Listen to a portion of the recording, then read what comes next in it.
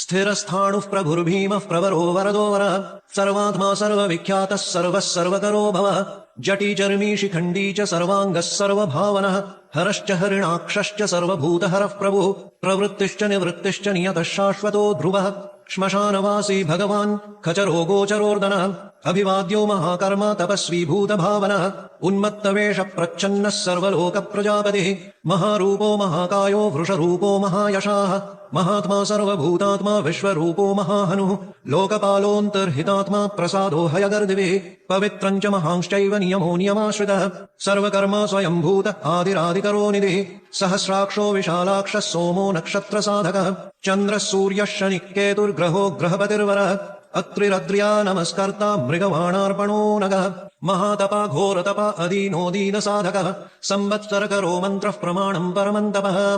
योगी योज्य महाबीजो महारेता महाबलः सुवर्णरेता सर्वज्ञः सुबीजो बीजवाहनः दशबाहुस्त्वनिमिषो नीलकण्ठ उमापतिः विश्वरूपः स्वयं श्रेष्ठो बलवीरो बलो गणः गणकर्ता गणपतिर्दिग्वासः काम एव च मन्त्रविद् परमो मन्त्रः सर्वभावकरो हरः कमण्डलुधरो धन्वी वाणहस्तः कपालवान् अशनीशतघ्नी खड्गी पट्टिशी चायुधी महान् श्रुवहस्तः सुरूपश्च तेजस्तेजकरो निधिः उष्णीषी च सुवक्त्रश्च उदग्रो विनतस्तथा दीर्घश्च हरिकेशश्च सुतीर्थः कृष्ण एव च श्रृगालरूपः सिद्धार्थो मुण्डः सर्वशुभङ्करः अजश्च बहुरूपश्च गन्धधारी कपर्द्यपि ऊर्ध्वरेता ऊर्ध्वलिङ्ग ऊर्ध्वशायी नभस्थलः त्रिजटी चीरवासाश्च रुद्रः सेनापतिर्विभुः अहश्चरो नक्तञ्चरस्तिग्ममन्युः सुवर्चसः गजः दैत्यः कालो लोकधाता गुणाकरः सिंहशार्दूलरूपश्च आर्द्रचर्मास्वरावृतः कालयोगी महानादः सर्वकामश्चतुष्पदः निशाचरः प्रेतचारी भूतचारी महेश्वरः बहुभूतो बहुचरः स्वर्भाणुरमितो गतिः नृत्यप्रियो नित्यनर्तो नर्तकः सर्वलालसः घोरो महातपापाशो नित्यो गिरिरुहो नभः सहस्रहस्तो विजयो व्यवसायो ह्यतन्द्रियः अधर्षणो धर्षणात्मा यज्ञः कामनाशकः दक्षयागापहारी च सुमहो मध्यमस्तथा तेजोपहारी बलः मुदितोऽर्थजितो वरः गम्भीरघोषो गम्भीरो गम्भीरबलवाहनः न्यग्रोधरूपो न्यग्रोधो वृक्षकर्ण स्थितिर्विभुः सुतीक्ष्णदर्शनश्चैव महाकायो महाननः विश्वक्सेनो हरिर्यज्ञः संयुगापीडवाहनः तीक्ष्णतापश्च हर्यश्च सहायः कर्मकालवित् विष्णुः प्रसादितो यज्ञः समुद्रो वणवामुखः हुताशनसहायश्च प्रशान्तात्मा हुताशनः उग्रतेजा महातेजा जन्यो विजयकालवित् ज्योतिषामयनम् सिद्धिः सर्वविग्रह एव च शिखी मुण्डी जटी ज्वाली मूर्तिजो मूर्धगो बली वैणवी पणवीताली खली कालकटङ्कटः नक्षत्रविग्रहमतिर्गुणबुद्धिर्लयोगमः प्रजापतिर्विश्वबाहुर्विभागः सर्वगोमुखः विमोचनः सुसरणो हिरण्यकवचोद्भवः मेढ्रजो बलचारी च महीचारी श्रुतस्तथा सर्वतूर्यनिनादी च सर्वतो ह्यपरिग्रहः व्यालरूपो गुहावासी गुहो मालीतरङ्गवित् त्रिदशस्त्रिकालधृक्कर्म सर्वबन्धविमोचनः बन्धनस्त्वसुरेन्द्राणाम् युधि शत्रुविनाशनः साङ्ख्यप्रसादो दुर्वासः सर्वसाधुनिषेवितः प्रस्कन्दनो विभागज्ञो ह्यतुल्यो यज्ञभागवित् सर्ववासः सर्वाचारी दुर्वासा वासवोमरः हैमो हेमकरो यज्ञः सर्वधारीधरोत्तमः लोहिताक्षो महाक्षश्च विजयाक्ष विशारदः संग्रहो निग्रहः कर्ता सर्पचीरनिवासनः मुख्यो मुख्यश्च देहश्च काहलिः सर्वकामदः सर्वकालप्रसादश्च सुबलो बलरूपधृक्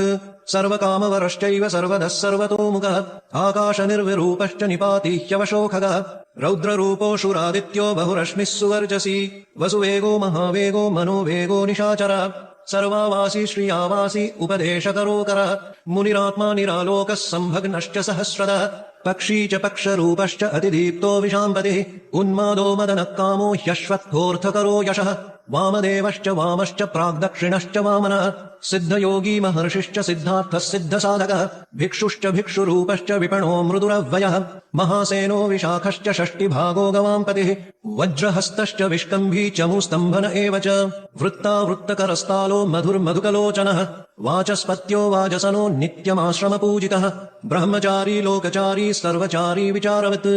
ईशान ईश्वरः कालो निशाचारी पिनाकवान् निमित्तस्थो निमित्तम् च नन्दिर्नन्दिकरो हरिः नन्दीश्वरश्च नन्दी च नन्दनो नन्दिवर्धनः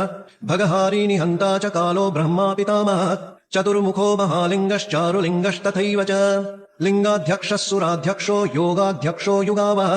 बीजाध्यक्षो बीजकर्ता अध्यात्मानुगतो बलः इतिहासः सकल्पश्च गौतमोऽथ निशाकरः दम्भो ह्यदम्भ वैदम्भो वश्यो वशकरो कलिः लोककर्ता पशुपतिर्महाकर्ता ह्यनौषधः अक्षरम् परमम् ब्रह्म बलवच्छत्रु एव च नीतिर्ह्यनीतिशुद्धात्मा शुद्ध्यो मान्यो गतागतः बहुप्रसाद सुस्वप्नो दर्पणोऽथत्वमित्रजित्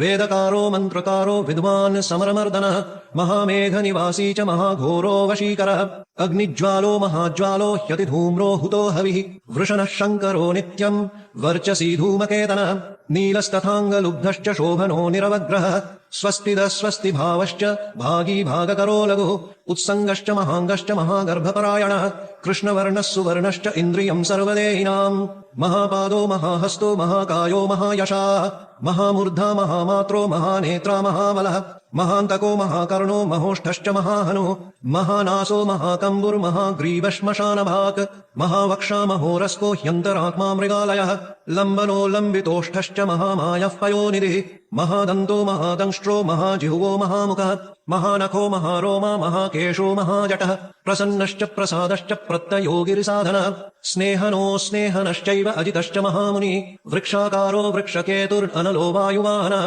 गण्डली मेरुधामा च देवाधिपतिरेव च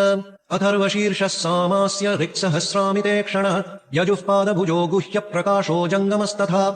अमोघार्थः प्रसादश्च अभिगम्यः सुदर्शनः उपकारः प्रियः सर्वः कणकः काञ्चनच्छविः नाभिर्नन्दिकरो भावः पुष्करस्थपति स्थिरः द्वादशस्त्रासनश्चाद्यो यज्ञो यज्ञसमाहितः नक्तङ्कलिश्च कालश्च मकरः कालपूजितः सगणो गणकारश्च पूतवाहनसारथिः भस्माशयो भस्मगोप्ता भस्मभूतस्तरुर्गणः लोकपालस्तथा लोको महात्मा सर्वपूजितः शुक्लस्त्रिशुक्लः सम्पन्नः शुचिर्भूतनिषेवितः आश्रमस्थक्रियावस्थो विश्वकर्ममतिर्ज्वरः विशालशाखस्ताम्रोष्ठो ह्यम्बुजालः सुनिश्चलः कपिलः शुक्ल आयुश्चैव परोपरः गन्धर्वो ह्यदितिस्तार्क्ष्य सुविज्ञेयः सुशारदः परश्वधायुधो देव अनुकारी सुबान्धवः तुम्बवीणो महाक्रोध ऊर्ध्वरेता जलेशयः उग्रो वंशकरो वंशो वंशनादो ह्यनिन्दितः सर्वाङ्गरूपो मायावी सुहृदो ह्यनिलो नलः बन्धनो बन्धकर्ता च सुबन्धन विमोचनः स यज्ञारि स कामारि महादंष्ट्रो महायुधः बहुधा निन्दितः शर्वः शङ्करः शङ्करोधनः अमरेशो महादेवो विश्वदेवः सुरारिः अहिर्बुध्न्यो निलाभश्च चेकितानो हविस्तथा अजैकपाच्च कापालि त्रिशङ्कुरजितः शिवः धन्वन्तरिर्धूमकेतुस्कन्दो वैश्रवणस्तथा धाता शक्राश्च विष्णुश्च मित्रस्त्वष्टा ध्रुवोधरः प्रभावः सर्वगो वायुर्अर्यमा सविता रविः उषङ्गुश्च विधाता च मान्धाता भूतभावनः बिभर्वर्ण विभावी च सर्वकामगुणावः पद्मनाभो महागर्भश्चन्द्रवक्त्रो निलोनलः बलवांश्चोपशान्तश्च पुराणः पुन्नचञ्चुरी कुरुकर्ता कुरुवासी कुरुभूतो गुणौषधः सर्वाशयो दर्भाचारी सर्वेषाम् प्राणिनाम् पतिः देवदेवः सुखासक्तः सदसत्सर्वरत्नवित् कैलासगिरिवासी च हिमवद्गिरिसंश्रयः कूलहारी कूलकर्ता बहुविद्यो बहुप्रदः वणिजो वर्धकी वृक्षो वकुलश्चन्दनश्छदः सारग्रीवो महाजत्रुरलोलश्च महौषधः सिद्धार्थकारी सिद्धार्थश्छन्दो व्याकरणोत्तरः सिंहनादः सिंहदंष्ट्रः सिंहगः सिंहवाहनः प्रभवात्मा जगत्कालस्थालो लोकहितस्तरुः सारङ्गो नवचक्राङ्गः केतुमाली सभावनः भूतालयो भूतपतिरहोरात्रमनिन्दितः वाहिता सर्वभूतानाम् निलयश्च विभुर्भवः अमोघः संयतो ह्यश्वो भोजनः प्राणधारणः धृतिमान् मतिमान् दक्ष सत्कृतश्च युगाधिपः गोपालिर्गोपतिर्ग्रामो गोचर्मवसनो हरिः हिरण्यबाहुश्च तथा गुहापालः प्रवेशिनाम् प्रकृष्टारिर्महाहर्षो जितकामो जितेन्द्रियः गान्धारश्च सुवासश्च तपःसक्तो रतिर्नरः महागीतो महानृत्यो ह्यप्सरो गणसेवितः महाकेतुर्महाधातुर्नैकसानुचरश्चलः आवेदनीय आदेशः सर्वगन्धसुखावहः तोरणस्तारणो वातः परिधीपतिखेचरः संयोगो वर्धनो वृद्धो युधिवृद्ध्यो गुणाधिकः नित्य आत्मसहायश्च देवासुरपतिः पतिः युक्तश्च युक्तबाहुश्च देवो दिवि सुपर्वणः आषाढश्च सुषाढश्च ध्रुवोऽथ हरिणो हरः वसुधा वर्तमानेज्यो वसुश्रेष्ठो महापतः शिरोहारी विमर्शश्च सर्वलक्षणलक्षितः अक्षश्च रथयोगी च सर्वयोगी महाबलः समाम्नायो समाम्नाय स्तीर्थदेवो महारथः निर्जीवो जीवनो मन्त्रः शुभाक्षो बहुकर्कशः रत्नप्रभूतो रत्नाङ्गो महार्णवनिपानवत् मूलम् विशालो ह्यमृतो व्यक्ताव्यक्तस्तपोनिधिः आरोहणोऽधिरोहश्च शीलधारी महायशाः सेनाकल्पो महाकल्पो योगो युगकरो हरिः युगरूपो महारूपो महानागहनो वदः न्यायनिर्वपणः पादः पण्डितो ह्यचलोपमः बहुमालो महामालः शशी हरसुलोचनः विस्तारो लवनः कूपस्त्रियुगः सफलोदयः त्रिलोचनो विषण्णाङ्गो मणिविद्धो जटाधरः विन्दुर्विसर्गः सुमुखः शरः सर्वायुधः सः निवेदनः सुखाजातः सुगन्धारो महाधनुः गन्धपाली च भगवान् उत्थानः सर्वकर्मणाम् मन्थानो बहुलो वायुः सकलः सर्वलोचनः तलस्तालक्करस्थालि ऊर्ध्वसङ्घननो महान् छत्रम् सुच्छत्रो विख्यातो लोकः सर्वाश्रयक्रमः मुण्डो विरूपो विकृतो दण्डी कुण्डी विकुर्वणः हर्यक्षक्ककुभो वज्रीशतजिह्वः सहस्रपात् सहस्रमूर्धा देवेन्द्रः सर्वदेवमयो गुरुः सहस्रबाहुः सर्वाङ्गः शरण्यः सर्वलोककृत् पवित्रम् त्रिककुन्मात्रः कनिष्ठः कृष्णपिङ्गलः ब्रह्मदण्डविनिर्माता शतघ्नीपापशक्तिमान् पद्मगर्भो महागर्भो ब्रह्मगर्भो जलोद्भवः गभस्तिर्ब्रह्मकृद्ब्रह्मि ब्रह्मविद् ब्राह्मणो गतिः अनन्तरूपो नैकात्मा तिग्मतेजा स्वयम्भुवः ऊर्ध्वगात्मा पशुपतिर्वातरङ्घा मनोजवः चन्दनी पद्मनालाग्रः सुरभ्युत्तरणो नरः कर्णिकार महाश्रगवी नीलमौलिः पिनाकधृक् उमापतिरुमाकान्तो जाह्नवी भृगुमाधवः वरो वराहो वरदो वरेण्यः सुमहास्वनः महाप्रसादो दमनः शत्रुहा श्वेतपिङ्गलः पीतात्मा परमात्मा च प्रयतात्मा प्रधानधृक्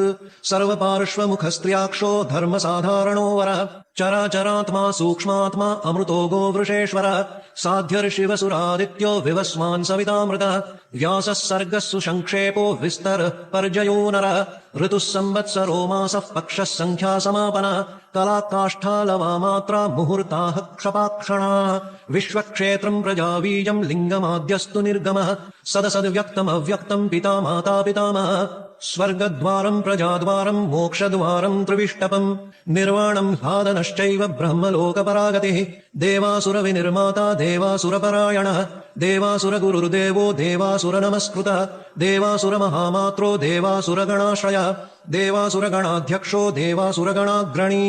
देवातिदेवो देवर्षिर्देवासुरवरप्रदः देवासुरेश्वरो विश्वो देवासुरमहेश्वरः सर्वदेवमयो चिन्त्यो देवतात्मात्मसम्भवः उद्भित्रिविक्रमो वैद्यो विरजो नीरजोमरः इज्यो हस्तीश्वरो व्याघ्रो देवसिंहो नरर्षवः विबुधोऽग्रवरः सूक्ष्मः सर्वदेवस्तपोमयः सुयुक्तः शोभनो वज्री प्रसानाम् प्रभवो व्ययः गुहः कान्तो निजस्वर्गः पवित्रम् सर्वपावनः शृङ्गी शृङ्गप्रियो बभ्रुर्राजराजो निरामयः अभिरामः सुरगणो विरामः सर्वसाधनः ललाटक्षो विश्वदेवो हरिणो ब्रह्मवर्चसः स्थावराणाम् पतिश्चैव नियमेन्द्रियवर्धनः सिद्धार्थः सिद्धभूतोऽर्थो चिन्त्यः सत्यव्रतः शुचिः व्रताधिपः परम् ब्रह्म भक्तानाम् परमागतिः विमुक्तो मुक्ततेजाश्च श्रीमान् श्रीवर्धनो जगत् व्रताधिपः परम् ब्रह्म भक्तानाम् परमागतिः विमुक्तो मुक्ततेजाश्च श्रीमान् श्रीवर्धनो जगत्। ओ